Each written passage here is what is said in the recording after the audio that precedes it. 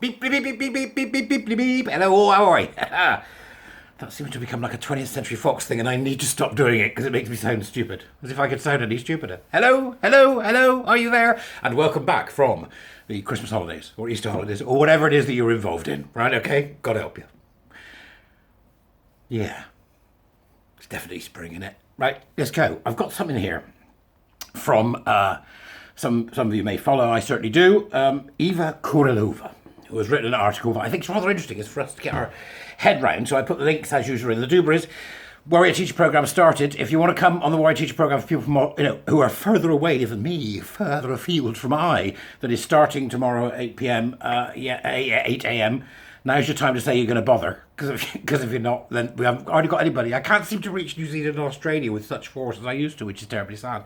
But the others have all started. So next cohort is going to be around June, July time. That'll be the next cohort starts, I think. And I'll put up details about that shortly. But let's have a look and see what Eva's got to say. Buy me a coffee, subscribe, blah, blah. Right, okay. The trans rights movement is obsessed with victimization, and we should all be concerned about this. Now, we talk quite extensively in the Warrior Teacher Programme about the taking of victimhood, the acquiring, and the conceptualization of oneself as a victim as being something that we should avoid like the plague. I concur that we should avoid it like the plague. So Eva says here, certain people are prone to adapt victimhood as an identity. They are proud of their victimhood. They compete with each other. It becomes identity politics. It does become identity politics, and it takes place on a very, very individualistic level. You could say the same thing about people who self-diagnose, because there's a lot of that going on now. Do you identify as, rather than, have you got, right? So we're seeing this more and more. So I was looking at some application forms and things for somebody I know, and it said on there, do you identify as disabled? I'm like, what? Disability is a thing, and there is a legal definition for it. You don't identify as disabled. Because people who have disabilities need support from society, which is offered to them because they have been shown to need that support. Identify as disabled? What an utterly bizarre concept. But yet here we are. So people will also have in their profiles and things ADHD, AAA, VIP, RSVP, whatever it may be, right? They portray their victimhood status as if it was a flag of honour, a badge of honour. What's that about, right? So what Eva's saying is here that the infiltration of narcissists and psychopaths is universal in all these victimhood movements, and they become the public face of the movement. It is very dangerous because if you are a perennial, it's very dangerous. This is I've just realized, quoting Sam Vankin. I've talked about him before. Well worth watching, Sam Vankin. The infiltration of narcissists and psychopaths is universal, and is in all these victimhood movements, and they become the public face of the movement. It's very dangerous because if you're a perennial victim, if this is your identity, you would tend to feel entitled to special treatment. And if you don't get this special treatment, you will become aggressive. The potential for aggression in victimhood movements is much larger than in the general population. Anything that is grievance-based leads to violence and death. End of story. All death cults started as victimhood movements. And in the link to the document, Sam's then got the video to the Sam Vankin discussion, which I saw some months ago in October of last year. This is a very, very astute observation, and one that we've known for some time.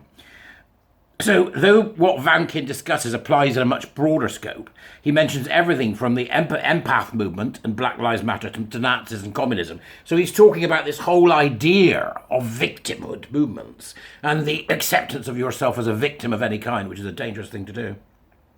Even though we can all be, and many will have been, victims of one thing or another. It's the victimhood, it's the acceptance and the public displays of it that can seem to be problematic, and I think that's a conversation worth having. So it continues, Eva says, already this year we have been horrified by the willingness of trans activists to use violence while crying that they are being victimised. We've seen it time and time again. I mean, their colours are now really brightly glowing in the cultural landscape, A harrowing example of this was the mob that broke through the barriers to Kelly J's meeting in Auckland at Let Women Speak. And that we know that a 70-year-old woman was punched in the face. And it's, quite frankly, as Eva says, a miracle. Nothing else happened.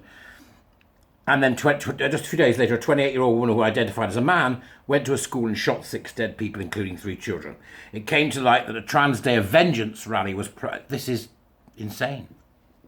Trans Day of Vengeance. Really? God. And then Billboard Chris, who some of you will know, was assaulted and attacked in Vancouver. So that we are now moving very rapidly down the line of how things can get bad when you have victimhood movements. And Eva continues, actual liberation movements do not do this. They do not place vengeance and violence at the centre of their activism. The gay rights movement did not do this. It didn't. It didn't, right? So, as a friend of Eva's writes, Matt Osborne, and again, there's another link. This is, these are smart people putting together good stories and good narratives. Matt Osborne, LGBT people have made great strides in America and much of the world for decades exactly by not seeking revenge on straight people for the harm done to themselves. Although violence born of frustration initiated the LGBT freedom movement at Stonewall, that movement ultimately adopted non-violence as a principle in order to highlight the violence done to themselves. Transgender activism and its cousin category for fancy straight people, queer activism, have impressed a dominant narrative on society and media that they are uniquely vulnerable to violence. In turn, this supposed vulnerability justifies preemptive violence by themselves against anyone they denounce as one of their persecutors. The trans movement is not a liberation movement. The trans movement is a victimhood movement. Again, we're here, you see, this idea of preemptive violence because words are violence. Right, this is the words of violence crowd. Yep, so that's very worrying. How do we know which is which? In an interview with News Intervention, Sam Vaknin admits that it can be difficult to tell apart legitimate evidence-based grievance from entitlement-fueled manipulative and counterfactual claims. But he does offer a useful tip. One helpful way to distinguish the two is by noting that narcissists and psychopaths are destructive, not solutions-orientated, right? They thrive on negative effects such as anger and envy and are loath to invest in the routine and tedious chores attendant upon rectifying wrongs and building a better world.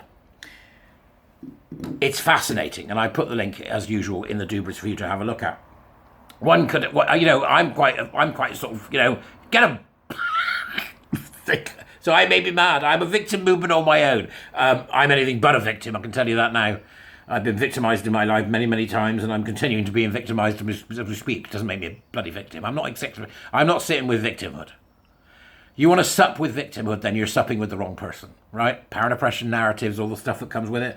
We're beginning to see here that there is a mindset that is the antithesis of the mindset that I ask my warrior teachers to take on. It's all about victimhood. It's all about control. It's all about everything that we should all, as individuals and in collaborative manners, be fighting against. Don't underestimate how bad this can get. Okay, so we need to maintain our calm. We need to maintain our sort of our curiosity and inquisitiveness and hope for change. And various people will emerge who will help in various different areas. That's exactly how grassroots movements worked throughout history. That is not what this is anymore. This is now top-down imposition. We've got, what is it? What's that bloke? Dylan Vaininob. What's his name? Not Mulvaney. Is advertising Bud Light. So that's something pretending to be a beer being advertised by somebody pretending to be a woman. You can't get past that, can you, really? That's insane, right? It's just insane. It's just madness. So we know we're living in the victimhood movement, where victims, for those who take the sort of shiniest victim identity, can be elevated above everybody else. This is a good article. Go and have a look at it and see what you think. I think we need to be talking more about this and stopping people from saying, I take victimhood. You have to say, don't do taking victimhood with me, because it won't work. I'm not interested in what's happened to you. I'm interested in what you want to do. We start to move the focus from looking inwards and backwards and the focus to looking outwards and forwards. That's what I think we need to do. So go on, folks, keep going, keep adjusting, and I'll catch up with you soon. Bye.